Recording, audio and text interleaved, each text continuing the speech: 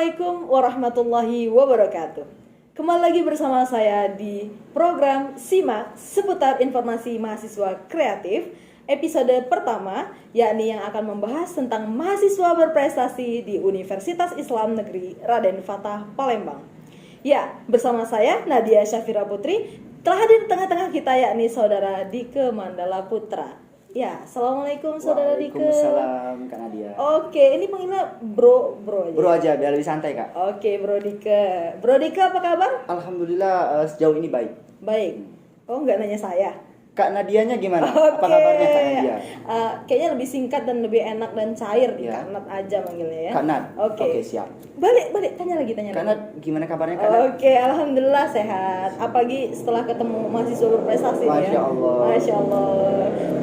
Oke, sebelumnya kita mau ngajak teman-teman untuk terus mensupport akun channel kita, yakni dengan cara like, comment, dan subscribe, dan tak lupa untuk share ke teman-teman yang membutuhkan, dan untuk memotivasi teman-teman sekalian terkait mahasiswa berprestasi di Universitas Islam Negeri Raden Fatah Palembang.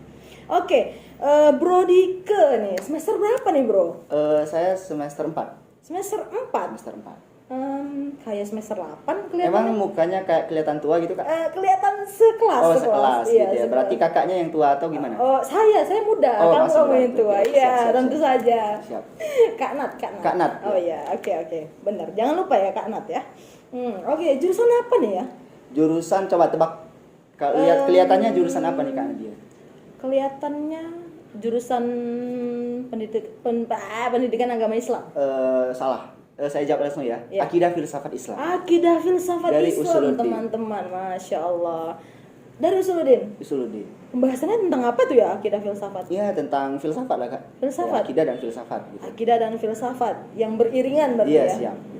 siap. Siap. Dan saya dengar secuplik prestasi yang luar biasa ini ya Bro. Seperti juara harapan 2 lomba mitigasi bencana nasional. Betul? Iya betul Kak. Wah, saya insecure sebagai host. Siap. Ya boleh dong ditularin gitu kan kepintarannya. Insya Allah. Kebetulan saya juga nervous Kak deket sama Kak Nadia nih yang juga pasti merupakan mahasiswa berprestasi di UIN. Amin. Dan semua pasti udah tahu Kak. Pasti, seperti itu ya, amin. Kita aminkan dulu teman-temannya, semoga Allah mengabulkan doa Bro Dike tadi ya. Ya, oke. Selanjutnya saya juga pernah dengar ya teman-teman bahwasanya Bro Dike nih pemuda berprestasi Sumatera Selatan 2021, benar? Betul Kak. Itu di Dispora. Di Dispora. Dan juga lomba dai Sesumsel juara 3? Iya, Dispora juga. Dispora juga. Keren banget. Selain duniawi, kamu kejar juga ukhrawinya ya? Insya Allah. Ya. Boleh dong diceritain kalau misalnya kita lihat dari prestasinya ini ya. Itu kan udah Masya Allah luar biasa teman-teman, luar biasa ya. Dan pasti kamu mengawali semua prestasi itu dari kecil nih kan? Apakah dari kecil, dari TK, atau keluar dari perut ibumu sudah langsung berprestasi? Boleh diceritakan. Sebenarnya simple sih Kak. Saya itu orangnya dulu itu saya itu cukup orang yang pendiam. Jadi saya men-challenge diri saya sendiri untuk bagaimana caranya dengan sifat saya yang pendiam itu saya bisa merubah dengan melangkah lebih jauh keluar dari posisi nyaman saya, sehingga saya mencoba mulai dari SD waktu itu. Saya ikut tampil gitu, waktu itu ada ikut fashion show dan alhamdulillah keluarga dukung waktu itu. Kemudian saya ngelihat background saya ini kayaknya lebih kayak ke Islami, saya mencoba untuk masuk pondok pesantren waktu itu. Masuk pondok pesantren sejak SMP? Sejak SMP. Oh, gitu. jadi pondok pesantren di Gandus, Di Gandus. di IGM Alisania. Oh, dan ketika SMA? SMA saya SMA biasa. SMA biasa. Jadi mondoknya ketika SMP. SMP aja 3 tahun. Oh, iya. Gitu. Di situ saya mulai menggali potensi di bidang dai gitu. Kemudian di bidang-bidang seni lah, seni-seni Islam seperti itu. Dari SD kamu sudah mengenal kayak bahasa orang zaman sekarang nih keluar dari comfort Masya zone Allah, gitu ya? iya betul. Oh, sudah mengenal itu gitu? Enggak, ini hanya bahasan di awal ini saja.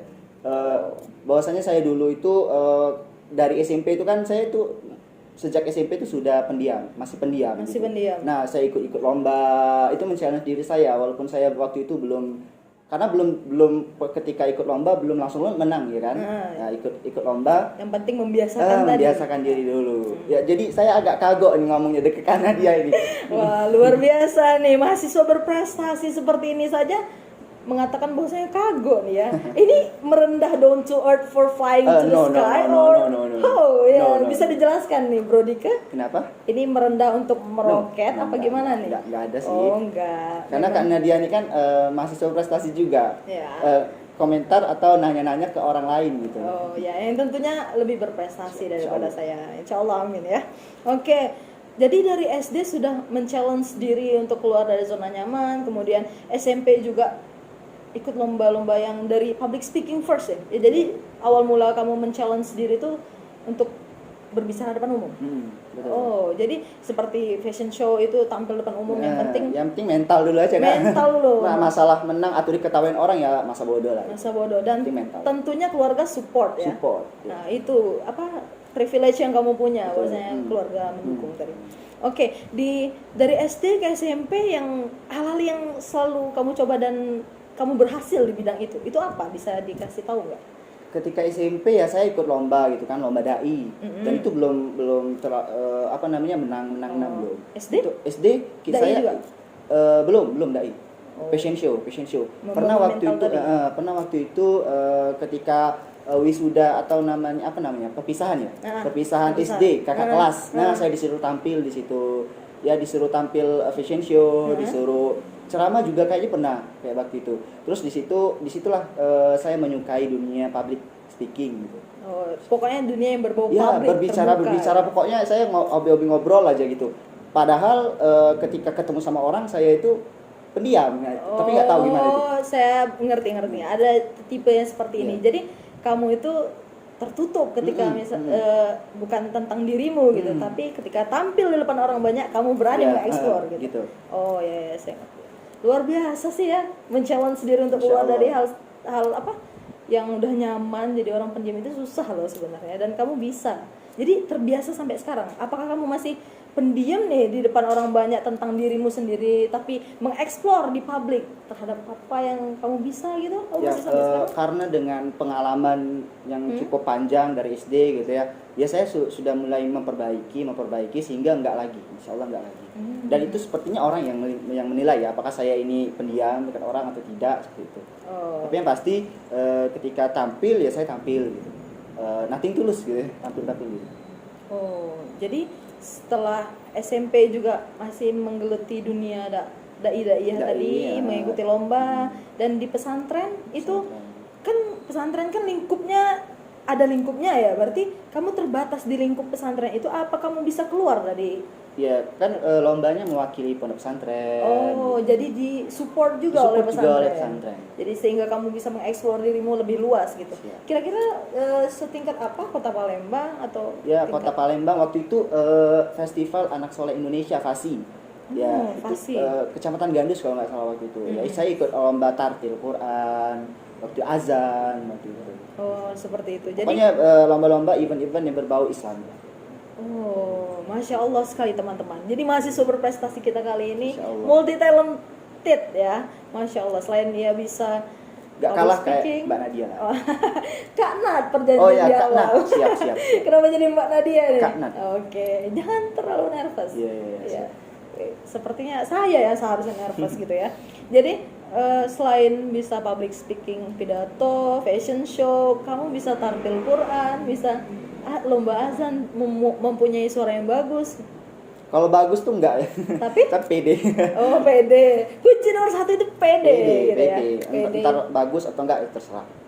Dia. Dan bodoh amat gitu ya terhadap apa yang datang dari luar gitu. Yang penting kita berkarya gitu ya. Berkarya dan memberikan manfaat. Memberikan manfaat pasti. Oh, oke. Dan setelah itu di SMA kamu ngapain aja sih? Kan kamu keluar tuh dari pesantren. Kenapa nggak ngelanjutin di pesantren sih? Enggak sih, saya pengen bebas lah ya. Dalam artian saya mengeksplornya itu lebih leluasa lagi dengan ikut SMA gitu. Karena di SMA itu saya ikut organisasi. Di SMP juga sebenarnya ikut organisasi juga. Organisasi sebatas pondok ya? Sebatas pondok. Terus di luar di SMA saya ikut organisasi. Kebetulan saya diamanakan sebagai ketua OSIS waktu itu. SMA mana boleh tahu? SMA Bina Cipta Palembang. Bina Cipta Palembang. Oh. di Canton. Canton ya. Terus Kemudian ya saya di situ ikut-ikut event-event lomba karena saya juga anak rohis gitu ya. Nah, jadi walaupun saya di luar, saya tetap bisa mengeksplor kemampuan Islam itu dengan Mengikuti lingkup rohis rohis. itu tadi gitu. Jadi tidak terbatas. jadi kamu tidak pernah membatasi antara dunia kamu dengan akhirat kamu. Ya, siap, Selalu insyaallah. seimbang berjalan. Insyaallah. Sama seperti akidah dan filsafat ya. Harus berjalan beriringan gitu ya. Oke. Insyaallah. Oke, Bro Dike, ya apalagi yang kamu explore, yang kan kamu nih sepenilaian saya setelah kita berbicara dan mengobrol ini ya, sepertinya kamu orang yang penasaran terhadap sesuatu ya. Segala sesuatu tuh kamu coba Iya. sehingga kamu tuh bisa segalanya. Nah, di SMA ini kamu nyoba apa sih suatu hal yang baru? Suatu hal yang baru yang saya itu orangnya seneng dunia seni ya. Oh, Pokoknya dunia seni itu bebas banyak ya. Nah, di sini saya mencoba baca puisi. Ternyata saya lihat, saya baca, saya cross check, saya dalami orang-orang baca puisi, saya coba, saya try gitu ya. Sehingga ternyata begini ya cara baca puisi. Terus di situ juga setelah tamat SMA kemarin, saya ikut kelas desain, saya juga desain grafis karena di dunia modern kayak ini, dunia grafik designer itu dunia digital itu sangat dibutuhkan. Iya, Sehingga saya benar. juga mengeksplor diri saya untuk di dunia digital. Untuk di dunia digital. Jadi ya. banyak hal yang ingin saya pelajari gitu. Banyak hal. Berarti apakah pernah ngerasa gagal di dunia yang baru kamu geluti ketika SMA ini? Pasti ada rasa gagal terhadap hal yang kita jalani. Tapi di situ saya mencoba untuk berulang lagi, mencoba lagi, karena saya penasaran ya. Kalau saya gagal di saat ini, terus saya nggak coba lagi, saya nggak tahu kedepannya mau dapat apa gitu. Oh, bagus. Tapi Keren banget. pada prinsipnya prestasi itu bukan untuk diri kita sendiri, tapi bagaimana bisa menuai manfaat untuk lingkungan masyarakat sekitar. Karena pasti Mbak Nadia lebih tahu dari saya ya. Khairun nas anfa'uhum linnas. Sebaik manusia adalah yang bermanfaat bagi manusia lain. Percuma dia berprestasi untuk dirinya sendiri tapi tidak mempunyai impact positif bagi masyarakat lainnya. Semisal memberikan pengetahuan terkait hal yang ia pernah pelajari sebelumnya. Jadi jangan lupa untuk selalu memberikan impact yang baik. Impact positif. Positive impact Yeah. to society, Siap. right? Nah, oke. Selanjutnya nih, ketika kamu sudah melangkah menjadi mahasiswa, apa saja prestasi kamu yang telah kamu raih selama di Universitas Islam Negeri Raden Fatah Palembang tercinta ini? Saya dulu cita-cita saya untuk kuliah di UIN ini cita-cita saya dari Cita-cita dulu. kuat banget, betul. Masya Allah. Cita-cita kuat saya ingin kuliah di UIN. Kenapa? Ya karena background saya ya yang tadi sudah saya ceritakan gitu ya. Terus di sini di UIN ini saya bisa lebih luas, saya bisa lebih bebas berkarya dengan kemampuan yang saya miliki di UIN Raden Fatah Palembang ini, dan alhamdulillah di ruang lingkup Usuluddin itu mendukung saya untuk mengeksplor kemampuannya. Dan tadi ketika ada event lomba, saya selalu update, saya selalu cari tahu, dan saya tidak bosan untuk menggali informasi-informasi terkait informasi lomba, beasiswa, atau informasi event-event lainnya seperti itu biasanya. Oke, kamu bilang tadi Fakultas Usuluddin mensupport kamu untuk terus berkembang dan mengeksplor diri kamu. Nah, yang mau saya tanyakan nih, kamu ada banyak didorong, diberikan perlombaan oleh Fakultas Usuluddin? Sering nggak? Seberapa sering kamu dikasih, oh ini Dike, ada peluang untuk kamu bisa mengikuti lomba ini? Apakah kamu pernah diberikan seperti itu? Tapi lebih ke mahasiswanya ya, mahasiswanya jadi yang nyari mencari informasi gitu. Oke. Dan kita yang mahasiswa yang pengen tahu, yang kepo lah ya. Ya kepo itu juga baik juga kan. Iya. Kita mencari tahu, ya kita tanya ke dosen, kita tanya ke orang-orang yang mungkin lebih tahu seperti itu. Kamu yang mencari terkait perlombaan tersebut, kemudian cross check ke Iya. dosen tadi dan ingin meminta repair kayak pembenaran dari beliau Iya, gimana betul. yang bagusnya gitu. Oh, jadi beliau itu mendukung dan mensupport kamu seperti Iya, itu. betul. Nah, prestasi apa saja sih yang kamu dapatkan selama menjadi mahasiswa? Ya, jadi saya itu kan gap year ya. Saya tuh dulu insecure. Insecure. Saya dulu itu merenung, kok saya orang-orang yang seusia saya itu lebih duluan kuliahnya dari saya gitu. Sedangkan orang-orang adik di tingkat saya itu sekelas sama saya gitu. Saya dulu insecure, tapi lambat laun sepanjang berjalannya waktu ya saya mulai beradaptasi, saya mulai mencoba sehingga saya bisa satu langkah lebih maju dari teman-teman sebaya saya. Semisal ketika saya gap year, saya bisa lebih banyak mengeksplor, saya bisa bekerja duluan. gitu ya. Saya bisa menggali ilmu di bidang desain grafis gitu, sehingga ilmu yang saya dapati setelah saya SMA dengan saya menunda itu, saya bisa fighting di luar dengan soft skill, Iya, karena soft skill itu penting. Ya, tentu. Jadi kita bukan hanya membranding diri kita dengan hal-hal yang berprestasi seperti juara kelas atau juara pidato ini saja. Cuma ada soft skill lagi yang mendukung. Soft skill yang harus kita ada dan kita kembangkan di situ. Kemudian di semester 1 saya ikut organisasi. Kemudian tadi disebutkan juga OASE. Itu kan ada informasi tuh. Ada informasi saya dapat dari kakak tingkat, dari snap WA. Terus saya screenshot, saya baca, saya pelajari, mau ikut lomba ini, saya ikut. Saya seleksi dan alhamdulillah lolos seleksi di tingkat UIN Raden Fatah Palembang. Kemudian di situ mewakili UIN Raden Fatah Palembang waktu itu deteksi dan mitigasi bencana bersama dengan 3 teman saya. Ya, yang juara harapan 2 tadi ya. Masya Allah, luar biasa. Ya, tadi Bro Dike yang mengatakan bahwasanya ada gap year. Nah, gap year itu boleh diceritakan nggak kepada kami? Ngapain sih? Kenapa sih bisa terjadi gap year itu gitu? Saya dulu kan tamat SMA. Saya tuh pengennya langsung kuliah, Tapi di situ saya dihadapkan dengan 2 pilihan. Saya mau kuliah langsung atau saya mau ambil beasiswa desain grafis, pendidikan non formal lah gitu ya. Pendidikan non formal. Di Depok. Jadi itu beasiswa. Oh, fully funded berarti ya? Gitu. Saya di situ diberangkatkan gratis semua. Saya nggak bawa nggak perlu bayar apa-apa gitu. Saya cuma cukup bawa cari niat gitu. Informasi sendiri terkait hal tersebut. Iya, betul. Saya dapat beasiswa di situ di Depok. Saya belajar desain di situ selama 6 bulan. Kemudian 6 bulannya lagi saya mengeksplor ilmu yang sudah saya dapat di desain grafis itu dengan saya bekerja, dengan saya membuka usaha gitu. Membuka usaha. Oh, saya juga dengar nih selain prestasi yang melangit juga punya usaha. Owner of DMP Art ya. DMP Art. What is that? DMP Art boleh? Can you tell us about DMP Art maybe? DMP itu nama saya. Dike Mandala Putra. Art itu seni lah. I think DMP is something ya kayak yang gaul-gaul gitu. Ternyata nama kamu. Nama saya sendiri. Saya mengupgrade branding diri saya sendiri. Personal branding. Personal branding dengan membuka art tadi gitu. Ini tentang apa ya owner of DMP Art? Lebih khususnya bergerak di bidang desain ya. Entah itu jasa desain, tapi saya lebih ke undangan digital lah. Undangan pernikahan, cetak, undangan digital. Jadi kamu buka jasa undangan digital. Jadi nanti teman-teman yang mau menikah nih ya mungkin bisa order di DMP Art yang mana ownernya adalah mahasiswa berprestasi UIN Raden Fatah Palembang ya. Masya Allah. Berapa tuh kira-kira ya? Fee-nya. Pokoknya nggak lebih tinggi dari Kak Nadia. Oh, bukan. Kak Nat. Oke. Boleh lah nanti kalau saya nikah. Siap. Nanti kabarin ke manajer saya aja. Oh, manajer. Aku punya manajer. Enggak. Oke. Oh ya, tadi saya mau nanya tentang pemuda berprestasi Sumatera Selatan.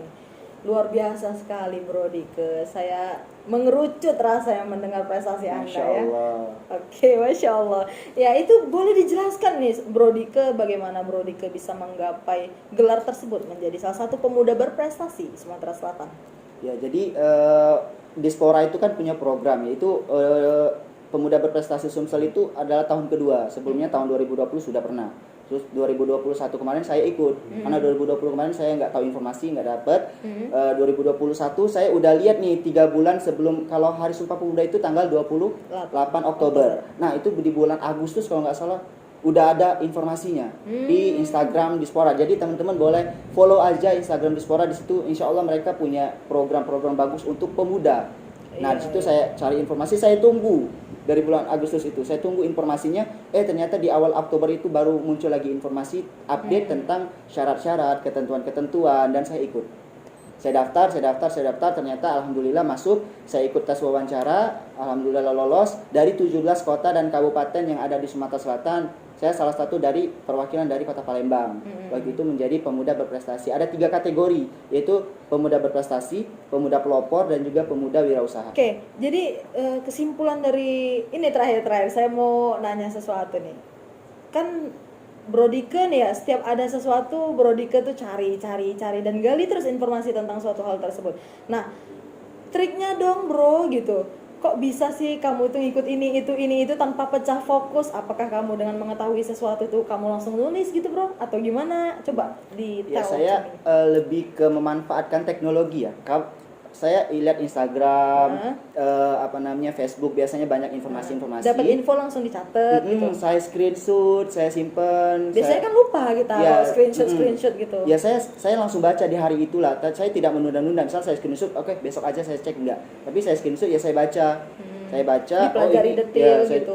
Ini masuk nggak ya dengan kriteria saya? Kira-kira saya bisa nggak ya ngeluarin effort yang pas untuk bisa ikut ini? Karena kita kalau mau terjun atau ikut suatu event itu nggak bisa setengah-setengah, harus totalitas. Kita nggak bisa setengah-setengah. Kalau kita setengah-setengah ya nggak percuma, nggak bisa juga nyangkut, ya kan? Iya. Kepalangan nyebur basah. Oke, kepalangan nyebur basah. Kepalangan basah tenggelam kan sekalian. Oke, teman-teman, seperti itu. Ya, berarti intinya kita harus totalitas terhadap sesuatu yang memang kita komitmen untuk melakukannya. Betul. Seperti itu ya, Bro ya. Dan Bro pernah mengikuti hal secara 2-3 sekaligus berdampingan enggak? Apa satu-satu? Satu-satu. Jadi satu kelar, satu lagi, satu kelar, satu lagi, sampai kita nggak punya jeda. Oke. Luar biasa teman-teman, Masya Allah. Sangat menginspirasi sekali nih ya mahasiswa berprestasi kita pada hari ini. Ya, Bro Dika mungkin ada pesan yang ingin disampaikan kepada mahasiswa UIN Raden Fatah Palembang nih untuk bisa mengikuti jejak Bro. Baik. Saya yakin teman-teman dari mahasiswa UIN Raden Fatah Palembang itu semua adalah mahasiswa yang berprestasi. Yeah. Tidak hanya 1, 2, 3 orang, tapi kita semua bisa dan mampu di bidangnya masing-masing. Saya di bidang ini, teman-teman di bidang ini, fokus di bidang yang teman-teman geluti. Jangan mau diambil semua, jangan. Tapi fokus, tapi teman-teman serius untuk ngelakuinya. Dan jangan lupa untuk istiqomah, konsisten. Karena sesuatu yang setengah-setengah, kata saya tadi kan akan nggak ada hasilnya, nggak maksimal. Iya, gitu. harus totalitas. Terus kemudian jangan dengerin omongan orang yang mau lihat orang itu ambisi sekali gitu ya. Terserah, yang penting kita fokus untuk terus berkembang dan maju. Mengenai hasil itu nanti, urusan terakhir, yang penting kita mencoba. We never know if we never try. Right? Yeah. Oke. Dah, itu aja pesan yang bisa disampaikan untuk mahasiswa UIN Raden Fatah. Dan terakhir, tetap bermanfaat. Tetap menjadi orang yang bermanfaat. Oke. Ya, itulah teman-teman secuplik prestasi yang bisa membuat kita insecure namun harus terus mendorong kita maju ya. Karena nggak kelihatan guys. Karena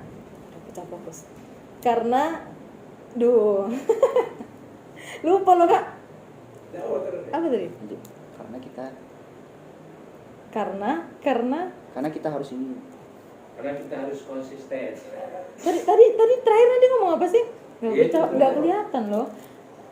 Tentang yang pesan terakhir Rika, komentar. Motivasi untuk mahasiswa. Oke. Jangan pernah mendengarkan omongan orang, terus konsisten dan terus menjadi orang yang bermanfaat untuk masyarakat. Seperti itu ya pesan dari Bro Dika. Oke teman-teman, mungkin dengan pesan-pesan dari Bro Dika tadi itu merupakan tanda berakhirnya segmen program SIMAK seputar informasi mahasiswa kreatif mahasiswa UIN Raden Fatah Palembang di episode pertama ini ya, dan saya Nadia Syafira Putri dengan saudara Dika Mandala Putra. Mohon maaf apabila terdapat banyak kesalahan, dan jangan lupa untuk terus mensupport akun channel kami UIN RF Creative Channel dengan cara like, comment, subscribe, dan jangan lupa untuk share.